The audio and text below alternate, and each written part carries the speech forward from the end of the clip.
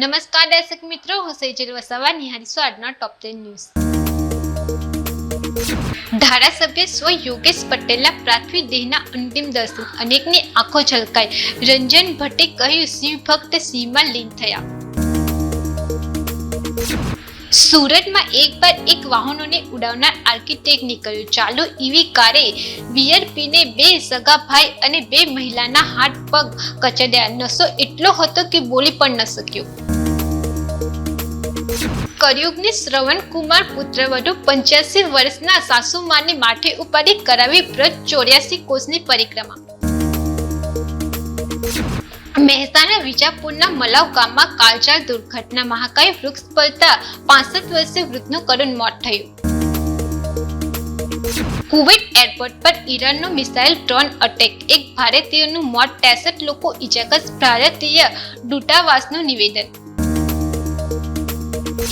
મહેસાણાના સતલાસન હાઈવે પર hit and રનની ઘટના, હિટ એન્ડ રનમાં 10 વર્ષીય બાળકીનું મોત।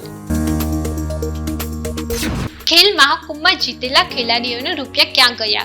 15 થી 60 વર્ષના સ્પર્ધકોને છેતરપિંડીનો એહસાસ ગણાયે રમવાનું છોડ્યું, અધિકારીનો દાવો 52 કરોડ તો આપ્યા। રાજકોટની ઠાકરખની હોટેલમાં ગેસ બોટલ બ્લાસ્ટમાં યુવકનું મોત, કિચનમાં અચાનક ફ્રીજની કુલર માટેની ગેસ બોટલ ફાટી। ટ્રક કાર વચ્ચે ભયાનક ટક્કર, પોરબંદરના શિક્ષકનું મોત, 4 વર્ષના બાળક સહિત 3 ગંભીર। ધંધુકા રણપુર રોડ પર પરિવારની નજર સામે જ ઘરના મોભીનું મોત થતા ચીસાચીસ મચી।